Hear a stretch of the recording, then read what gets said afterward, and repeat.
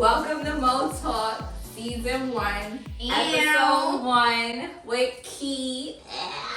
Let's get into it. Guys, we are talking about stepping into your season.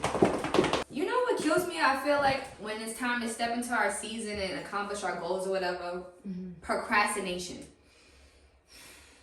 I feel like it's so easy to put something off, and it kills me that like I myself am a huge procrastinator, and I hate it because then it's just like the day is over, and it's just like, what the hell did I accomplish today? Seriously though. What gives you the luxury to procrastinate? Not a daggone thing. I don't even know why I procrastinate. I'm not rich. I'm not rich. And need I say again, I'm not rich. So it's just like, I don't understand why is it that I feel like I have all the time in the world to absolutely BS myself. And not for nothing, I'm not nowhere near where I want to be, but I'm further than where I used to be. So I'm gonna pat myself on the back. Let's celebrate that. Okay. But it's just like, I be having to tell myself today, like, you know, we're gonna be productive today. Even if it's one small thing, we're gonna be productive today. Because who really likes a couch bum? Not me. I don't like any type of bum. It's funny though. Procrastination. I give myself, when I have something to do, because I be tired, I give myself 3 seconds in my brain to do it. To get up, to move, whatever it is, literally. So say I gotta get up out the bed, or I have to go wash the dishes or something. I'm like, I gotta go wash the dishes. Oh, I gotta go wash the dishes. I won't do that more than twice. And then I'll be like, 1, 2, 3, go wash the dishes. And get up and do it. I don't even think about it no more. That's what has been helping me with procrastination, with the everyday routine. What does consistency look like for you? Because I honestly don't know what consistency looks like. Consistency doesn't have to be extreme. I feel like to be consistent, you have to start off very small, right? So like for me being consistent with this YouTube channel, Mo Talks, I said I'm going to record an episode every week. Not every day, every week. And I feel like that is feasible. Give me an example on something you want to be consistent on. Working out. Let's start that. I will start that once and never do it again. That's a good one. Once every 3 months. That's a good one. And I don't start thinking about taking it seriously until it's belly out season. And then I'm just like, well, why are you here? Who invited you? I have the picture of Ashanti with that vintage dress on. Nah, inspiration. As my inspiration to start working out. Sometimes you have to shift your mindset to become consistent, right? Working out makes you feel good mentally. It does. And physically. Definitely does. It is literally proven that working out, I think it's like endorphins, it boosts the endorphins, which is the happy feelings. Working out has literal physical and emotional effects that are positive. So that could be your reason. And then being consistent, start off with 20 minutes every week, right? Then once you commit to those 20 minutes, boost it up. Or add another day. So now it's twice a week. Consistency is key. It's the key to everything. Once you really start drilling it in your mind, you have to give your own self words of affirmation. You have to be your biggest cheerleader. You have to be your biggest supporter. When you have nobody, let's just say if you, prime example, you do a gym membership with a best friend, right? And best friend don't want to go today. You can't not go just because best friend want to go today. Like, nah, I need it. I need that body. You got to do it for yourself. Do it for yourself. Exactly. Because when you do it for yourself, your actions is really gone. Speak louder than words. Yeah, you have to find your why. Once you find your why, then you can line it up with your affirmations of who you are. And you have to stay consistent to work towards that. You have to. The thing I love about consistency though, especially with social media, you don't have to be good at something to be effective if you're consistent. I see so many people get amazing opportunities, especially when it comes to YouTube and just everything, because they're consistent. Not because they're good, not because they're talented, gifted, look good, none of that. Just because they're consistent. So that in itself could be some motivation just to keep you going when you don't feel like it. When you don't feel like it, because them feelings will have you in a rut, not doing nothing. You can be your biggest enemy. Going to social media and comparing yourself to what you see. Prime example, if I go on and I see people that was in my class and they graduated, I'm just looking like, okay, well, she just bought a house, she got 2 kids, she's engaged, she's a nurse, she's a doctor, I'm at Geico. So it's just like, dang, what am I doing wrong? What I'm doing wrong is comparing, because what's meant for them is meant for them, but what's meant for me is always going to be aligned for me, no matter how long it takes. God gonna continue knocking on my head like, hello, I opened this door, why you keep going in that door? But at the end of the day, what's meant for you is always gonna be for you. Your journey is your personal journey. So when you find your why, stick to your why, because you never know what's gonna be at the end of the tunnel. Sometimes when you think you want something so bad, you gotta ask yourself, is this really what you want? Or is this what society makes you want? Because not for nothing, married by 30, kids by 30, a lot of people, they want that, but it's like, can you really handle that? I wanted to be a nurse. I hate needles. I still try to ask for the butterfly needle when I get my blood drawn. Mind you, I'm 29. You know why I wanted to be a nurse? Because it sounded good and it made literally my mom's eyes light up. Because I've come to terms with my why. Why is it that I want it? What is it that I want out of life? Nursing is an absolute no. Power to all the nurses, respect to all the nurses. We salute you. You guys are necessary. Let's just be real. I feel like when you're authentic, you're gonna actually attract your audience, so you don't have to keep up with the lie. You don't have to keep up with the lie. Like, why you do that?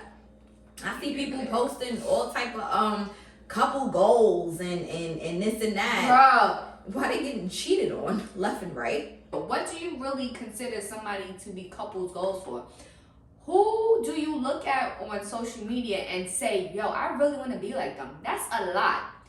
A goal is something you want to accomplish. So when someone says their couple goals, you want that type of marriage. You want that type of relationship. You want that type of lifestyle.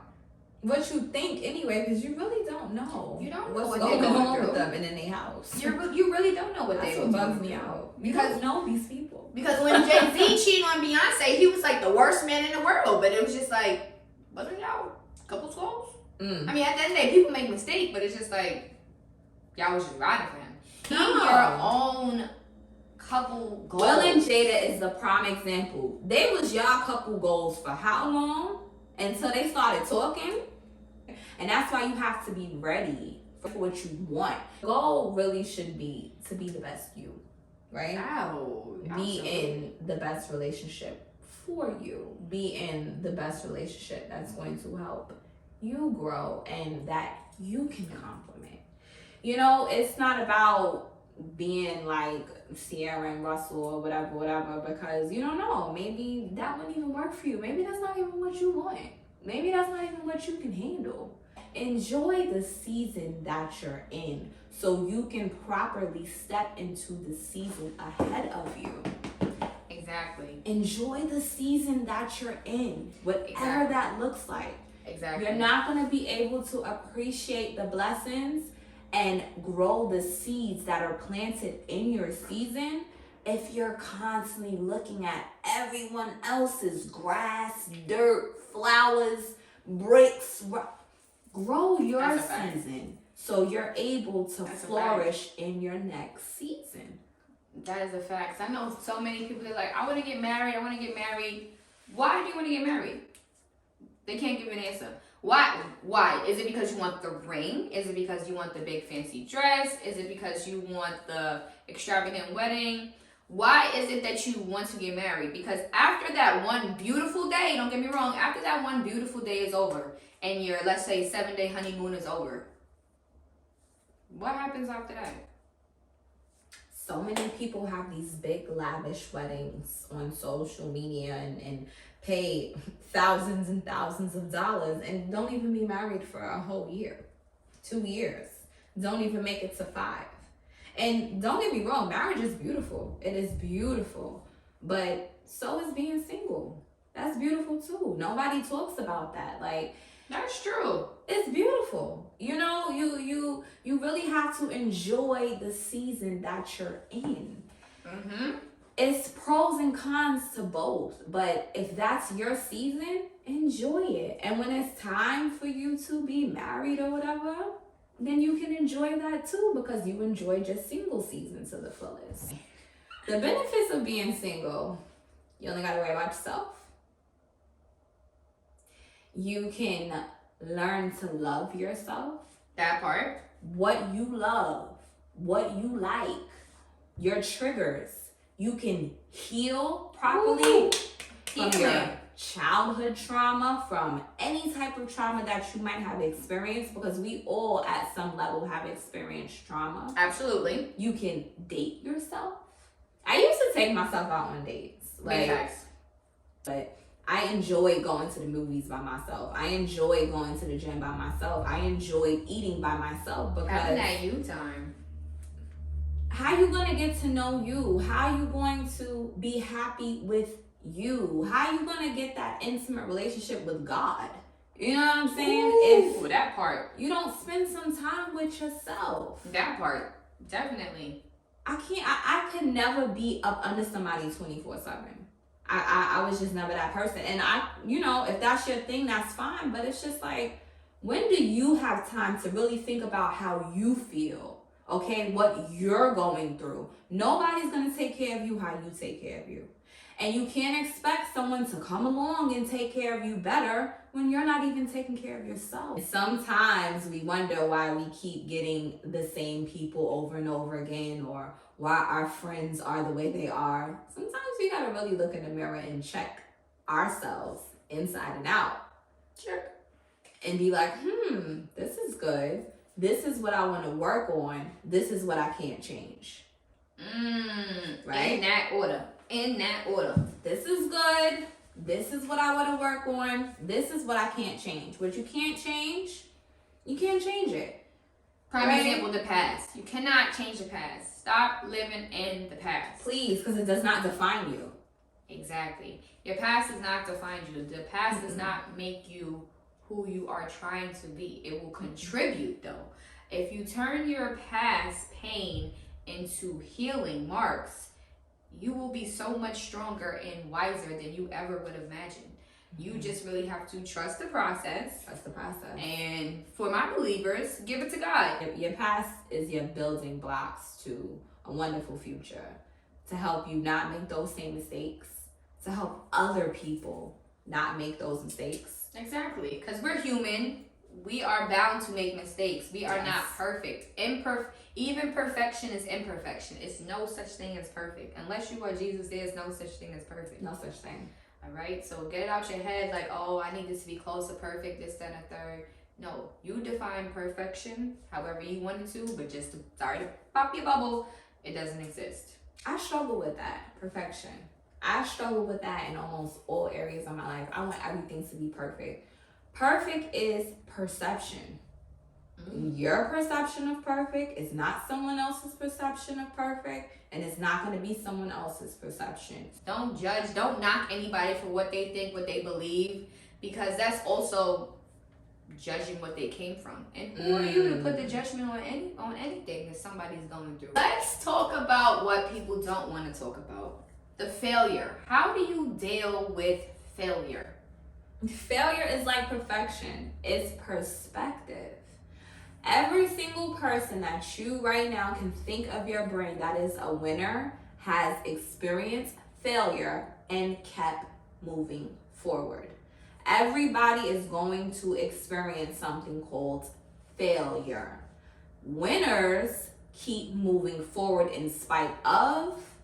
People who are losers stop when they hit a roadblock. That's the only thing that separates the two. It's not that people don't fail or failure is just things didn't go the way we planned it. It's just a big, nasty word of things didn't go how I thought it was going to go. And now the consequence or the outcome is different. So now either I'm going to stop or I'm going to reroute and keep going. Exactly. For nothing, I feel like this pandemic brought out the hustle in everybody, especially the Black and brown community. I love it. I never seen so many people doing hair, nails, makeup. It's just what you've been hiding all along because you were clocking in. And I'm not knocking anybody that's clocking in because I myself am clocking in. However, when you have no choice but to discover your hidden talent, you can really see how much of a dope person you are. You are not to hide your hidden talents behind a desk. No. At the end of the day, yeah, clocking in and clocking out is a job. But when you find something you love, that's what's going to keep you motivated. You ever just had a job when you just like, I don't feel like going today? You can tell when you're doing something because you have to and you're doing something because you love it. Okay? And I feel like, especially with this generation, we're just sitting there doing it because we have to. But if you really ask a lot of people, is this what you wanted for yourself? Nah. Why you do it? Because it's money. And I get it, especially living in New York. I have like 2 jobs plus a side job, and the side job gotta bring in some extra money for the side job because it's so expensive. However, when you do something that you love, it hits different. Your drive is different. Your motivation is different. Your hustle is different. Your creativity is different. Your mind, your brain is going to function differently to have you stepping out of your comfort zone to really expand on what you love, because that's where your heart is. When your heart ain't in it, you just ain't in it. It's like being in a bad relationship. When your heart ain't in it, what you do? You cheat. You're cheating because you're looking for something that your heart that's gonna satisfy. Or you leave. That's true. I'm not with the cheat. Or you leave. You should leave. You should leave. That's what I'm saying. You should leave. You shouldn't cheat. You should leave. Because if you're cheating, leave. It's on you. It's not on them. Let me just be clear. That's you problem. All right. That's true. You're staying with that job because you're comfortable. However, your heart's not there. Your motivation's not there. Your focus is not there. Your mind is not there like, hey, I want to fix my relationship. Because you're mentally clocked out. And that's exactly what it is when you have a job that you're literally just doing it for the check. You're comfortable with the check. However, where's your creativity? Where's your spark? It's down the block. It's okay if that 9 to 5, though, fuels your business. I'm not we're not encouraging anybody to go quit their job. Nah, because I'm not taking care of you, because my little 9 to 5 works for me, okay? Yeah, but and it's okay if you are good with your 9 to 5. We're not knocking nobody, let's be clear, but it's just really cool to see how many people had their backs against the wall and how many people realize I'm getting more money from unemployment than I was getting at my job, or how many people realize I could do this from home, why I gotta go back into the office, or how many people are not getting vaccinated and are now losing their jobs. It's a mindset shift really happening, and it's also a wealth shift happening because we are starting businesses. I've seen so many businesses open up, from delis to beauty supply stores, nail salons, waxings, oh my gosh, you name it, candles. But I know this girl who got her candles in Walmart. Shout out to Lighted Luxury in Brooklyn. I love her. Everlit Candles by my girl Keisha. I love her Everlit Candles. And the lip gloss, the body butters, the yonis, like, get into it. Tap into your creativity. Well, follow me on @ShopSipAndDip, because this is where I highlight Black entrepreneurs, and it's encouraging to see how many people have businesses. One thing I want to encourage you to do: never say I can't do this because so many people are doing it. Bruh. Don't do that. What I think about all the time, if someone told Rihanna, do not start your cosmetic line because they have MAC, they have ELF, they have Sephora. Rihanna is a billionaire. She does not have to step in the studio in her life. One thing I've seen on social media that always resonated with me: bread. When you go in the bread aisle in the grocery store, That's a fact. how many different brands of bread is there? That's a good one. How many different brands? White bread, wheat bread, whatever type of Potato bread. raisin bread. But people still make different types of bread, right? Because everything has its audience. Everything has its lane. Oh, everybody's making cupcakes. I'm not going to do it. So what, sis? So what if Exactly. your cupcakes is the one that she want? What if your stuff is the one? Never say everybody doing it, so I don't want to do. Or everybody making t-shirts. I'm not going to make. No, make your t-shirts. Exactly. It doesn't matter who's doing what. This person did this and it didn't work out for them. It didn't work out for them. That has nothing to do with you. Do not make their journey your journey. When I think of seasons, right, I think of how they have an allotted time period and then they completely shift. Mm-hmm. Know when it's time to shift, right? Exactly. Know what season you're in, what's required of you for this season, and you work that thing to the depth of you. Put all that you have in it. Commend yourself for what you're doing. Give yourself grace for what you're not, okay? And you keep moving forward, being the biggest cheerleader of you that What you she can said. be, okay? Encourage yourself on a daily, okay? Give yourself grace. Treat yourself like you would treat, like you should treat your children. Encourage them, uplift them, push them. Give yourself that grace. Give yourself that grace. Know what season you're in, give it 100%, and know when to shift. Remember, time waits for no one.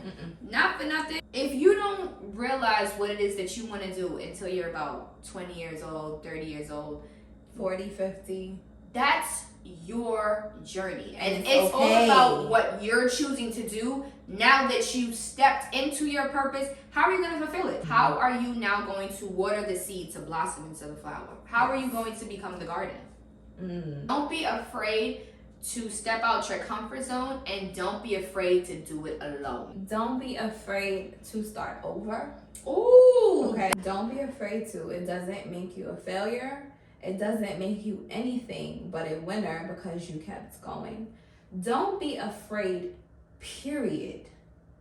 Fear is, I learned this from my big sis, shout out to Tyra. It's fog. Okay? It's fog. It's not real. Okay? It fogs you because you're thinking of the many what ifs. What now? Might not, okay? Will not, don't know, maybe. None of that's factual. None of it. None of it of what I just said is factual. And you don't know the outcome until you try it. That's you being your worst enemy. Let's push past whatever. Unstoppable. Full force, no matter what, to accomplish your goal. And even if you don't accomplish that goal, give yourself some grace for pushing anyway. Exactly. Celebrate yourself. I feel like that's something that people don't do. Celebrate yourself. Celebrate yourself. Mm-hmm. Don't wait for somebody else to celebrate you. Exactly. And don't be mad when people don't celebrate you. Do You it for celebrate yourself. you. Do it for yourself. You celebrate you. And one thing with fear is very insulting to God. Insulting. It insults him because God's plans, Jeremiah 29:11, you know the plans I have for you, to prosper, not to harm you.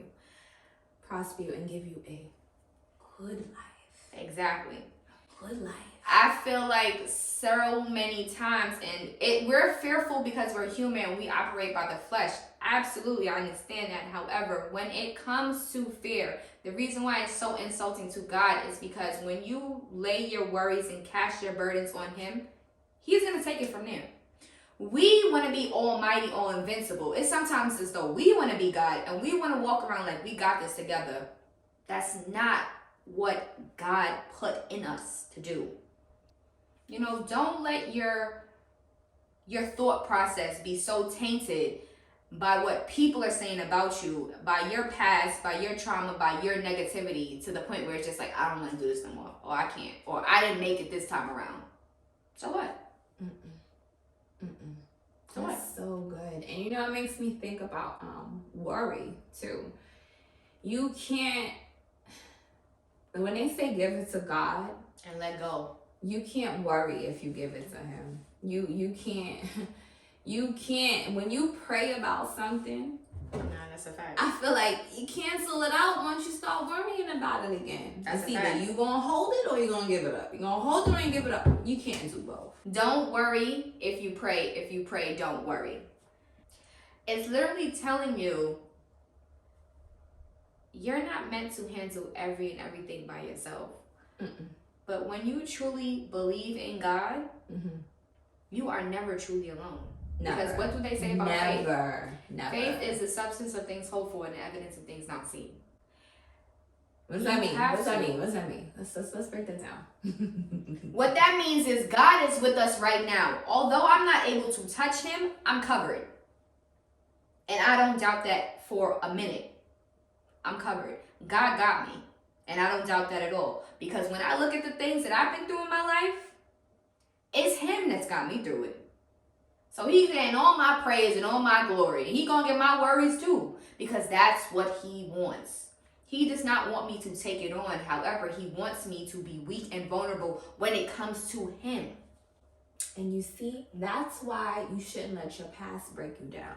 Because if you haven't been through some of the things that you've been through, you wouldn't be who you are today. Exactly. You wouldn't be able to handle. You really study the way that God has made seasons, cycles. You notice and you apply it to your life, you can assure yourself that this ain't gonna last forever. And that can be enough to give you some strength to know that better is coming. But trust the process. Trust your process. Okay? Trust your process. I love that. Just trust your process. Trust your process and believe in yourself. Because if you do not believe in yourself, why should anybody believe in you? And how can you believe in God and not believe in yourself? We are made in his image, right? That's right. So you have to walk with your head up and know that you're made in his image. Know that's where your identity is from. What advice would you give yourself, your younger self? Oh, gosh. Stay focused, baby girl.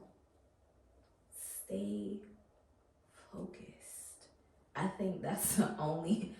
Stay focused. I feel like the things... I feel like I was blessed to know how phenomenal I was at a very young age, right? Because of my talents, right? And gifts and the love that I received from my mother, right? It's nothing like a mama's love. Her mama's dope, y'all. Nothing like a mama's love. But the distractions that I was constantly engaged in had me so off course. Mm-hmm. It was ridiculous. No matter what anybody else is saying, do what you love and stay focused. And trust God. Because my trust issues run so deep, I had to get broken down to a point where it was like, God, teach me how to trust you. I gotta trust you first. I don't even trust me. Because I've already seen what I'm capable of. And I ain't even with that no more, right? I trust God so much more now. And I also trust my husband. And I also trust myself. My advice, find your voice. Because I've always been that soft, sweet, spoken girl to the point that now when I'm speaking, people are like, oh, you got stuff to say? Well, I have a lot to say and I'm going to say it. And you ain't going to stop me from saying it. As you should. Now, don't get me wrong. My tone might be a little harsh. But it's not because I'm being rude or disrespectful. It's for so long I was silent. So now when I speak with passion. I speak with, I'm coming to say what I have to say. Because I never got that chance. And now I'm really figuring life out for what it is. At the end of the day, life is truly what you make it. And I'm gonna speak my truth. If I don't like that, then I don't like that. If I don't want to go there, I'm not going. Find your voice. Trust God, most definitely. Love yourself. Ooh. know what it means to love yourself. Why is it that women, when they're young and they find that first love, they're already planning their whole life, their marriage, how many kids they want, where they're going to live? You don't even know your body as a woman, the ins and outs. You don't even know you. This is my advice that I would give to myself. Start writing down baby names. Write down some schools you want to go to. Write down your interests, your hobbies. Write down what makes you happy. Write. Because I feel like the reason why I was so mentally effed up at a point was because I'm sitting here, I'm falling in love with anything that's coming my way that's filling a void that I did not get, that I felt that I deserved. But what I failed to realize is that I didn't have my father in my life the way I wanted to, but God never left me. I wish that I had that safe space where I could talk about so many things that I was going through in my relationship, because I do feel like it would not have been a repeated offense. Because this ish that I was going through that was making me cry, I did over and over and over again. Over and over and over again. Why did I stay? Why did I put myself in this situation? Why did I do this? Why am I calling this girl asking if she's with my man? Like, I didn't have that safe space for somebody to really sit me down and be like, know your worth. That's another one. Know your worth. And double the tax. Know when to ask for help. This is going to turn into another episode. This is to my black women out there. There is such thing as being too strong. There is such thing as being too independent. Know when it's time to ask for help and to accept it. Women, know when you're trying to be a man. And that's real, because real men do not want an overly independent woman who they can't do nothing for, because then what is their purpose? They need to, men like, this is a tip, ladies. Men like to feel needed. Whether they express it or not, they want to feel needed. Okay? And if you got it all the time, every time, they some of them feel like, well, you don't need me. Exactly. You your own man. Let me go elsewhere. You are your own man. You're stepping into your season, ladies and gentlemen. Don't be fearful. You know, if you are a person of faith, consult with God to clear up any confusion or fog that you have, because it's not coming from Him. Try to have a lot of alone time with God to figure out your purpose, okay? And walk into it fearlessly. Step into your season. Even if you got your chincletas on, just walk it, baby. Do it like it's your B-day. Oh, wow. Do it like it's your big day. Not about to jostling it up. That's how we're walking out of this episode.